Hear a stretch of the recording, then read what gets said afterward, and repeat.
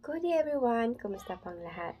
Meron po tayong ulit babasahin para sabay-sabay po tayong ma-remind na dahil sa biyaya ng ating Panginoon ay tayo ay nagkaroon ng kaligtasan sa pamagitan ng ating tunay na pananampalataya kay Jesus sa kanyang tinapos sa krus ng Kalbaryo. At ito ay mababasa sa Ephesians chapter 2 verse 8 to 9.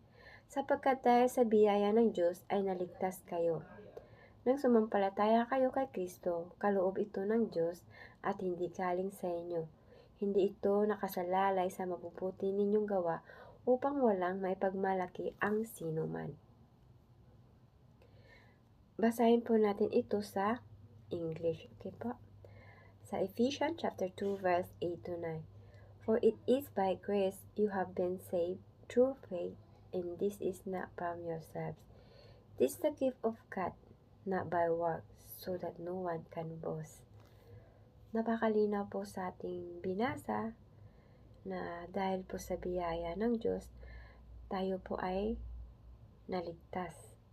Naawa po ang ating Panginoon, ang ating si Father God sa atin, dahil hindi po natin kayang iligtas ang ating mga sarili. Kaya isinacrifice niya po si Jesus para po sa atin. Kaya we always be thankful kay Jesus to sacrifice His life para po tayo ay maligtas, para po tayo ay magkaroon ng salvation.